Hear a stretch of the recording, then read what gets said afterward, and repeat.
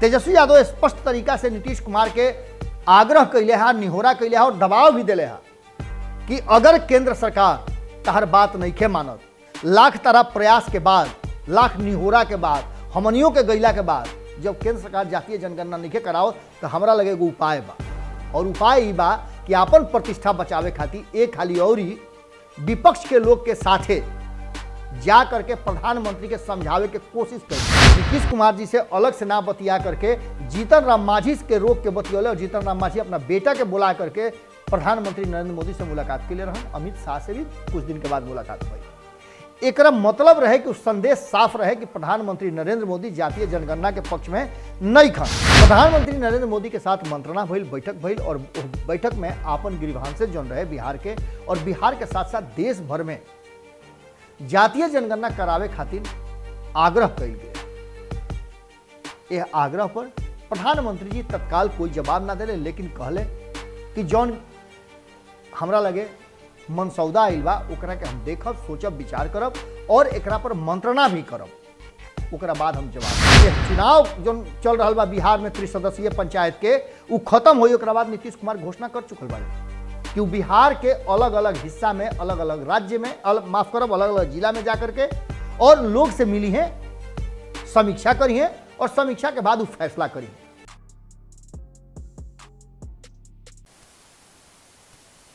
ना जाने का अपना परछाई में ढूंढता आदमी, ना जाने का अपना परछाई में ढूंढता आदमी, हर जगह बा आदमी तब वो आदमी ढूंढता आदमी, हर जगह बा आदमी तब वो आदमी ढूंढता आदमी। परिंदा साख से अपन खोता उजारे लगले, परिंदा साख से अपन खोता उजारे लगले, ना जाने तब वो घोंसला में का ढूंढता आदमी। गोड़ लागता नहीं हेरा से अभिनंदन बारू के अपना कार्यक्रम जना के नाम हो कूटा ठोक के। अब तो ये बात धीरे धीरे जैसे जैसे विधानसभा सत्र समाप्ति की तरफ बढ़ रहा बा और लोकसभा के सत्र उफान पर बा, तो बिहार में राजनीतिक उथल पुथल ढेर होके लागल बा। होखो काहे ना, बगल के राज्य में चुनाव बा, कलकत्ता में चुनाव रहे, बंगाल में, तो लोग जानते बानी का भई रहे। कहल जात रहे कि अब के अली ममता के उखाड़ कबार कर दिया, लेकिन विपक्षी एकता ऐसा जबरदस्त भइल कि जना से ले करके भारतीय जनता पार्टी के सारा प्रयास धैला के धैले रह गई और सारा शक्ति बेकाम हो गई, नाकाम हो गई। लेकिन ओकरा बावजूद भी भारतीय जनता पार्टी के प्रदर्शन जौन रहे वो पिछला से बेहतर रहे।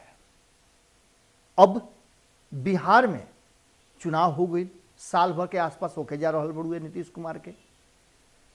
यह चुनाव के बाद परिणाम अला के बाद मुख्यमंत्री के रूप में यह कार्यकाल के भी लगभग साल भर पूरा होके जा रहा बा, और ओकरा बाद अस्थिरता के बात ऐसा हो रहा बा कि जना के लेकर के रोज चर्चा हो रहा बा। और हमनियों के मजबूरी बा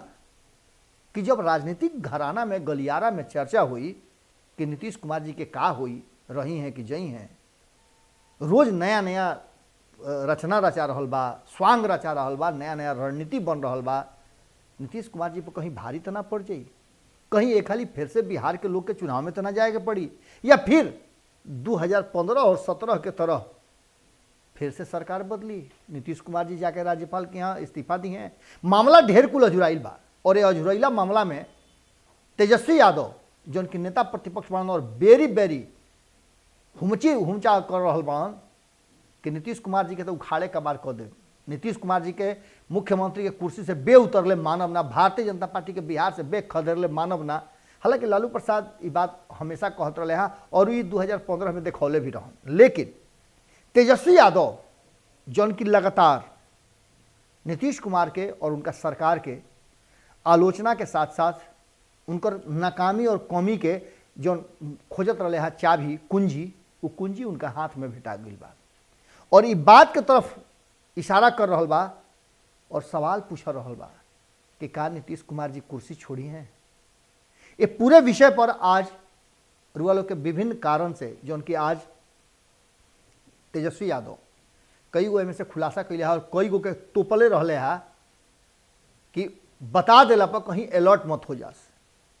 का तोपले है, का बतौले है और एक मतलब का होला, एक अर्थ का होला, यह बात के विश्लेषण करके और का नीतीश कुमार जी खाली फिर से फैसला लेवे खातिर मजबूर हुई हैं। कारण कि नीतीश कुमार जी काल जौना तरीका से गुप्त बैठक कैले और बैठक के बाद बहुत सारा चीज़ निकल के सामने आई, बहुत सारा चीज़ भीतरे रह गई। एकर माने का बा, निश्चित रूप से एकर कुछ ना कुछ अर्थ जरूर होला। कारण कि कांग्रेस भी एगो अलग मोर्चा पर खड़ा होकर के अपन खूंटा गढ़ ले बा, तो इन्हें वाम दल अलगे खूंटा लेके तैयार बा, और तेजस्वी यादव अकेले एकच नेता प्रतिपक्ष के भूमिका निभावत उनकर पार्टी के लोग के संगे। और यह कारण बा कि वह अपशब्द भी सुननी तो उ मन के भीतरी जो चल रहा बा द्वंद्व, उ द्वंद्व हो लगातार कई साल से पीछे पीछे चलत चलत कहीं ना कहीं सत्ता के ख्वाब देखत देखत राष्ट्रीय जनता दल के लोग के अब उबियाई होखे लागल बा, उबियाए लागल बा लोग। ये सब बात के लेकर के आज खूंटा ठोक पर वालों के सामने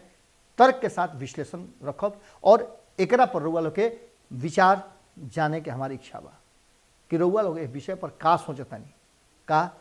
ये ऐसा मुद्दा खोज के लिए बड़ा, ऐसा चाबी खोज के लिए बड़ा तेजस्वी यादव जना से नीतीश कुमार जी इस्तीफा देवे खातिर तैयार हो जाइए या मजबूर हो जाइए? फिर से कोनो नया रचना रचाई बिहार में,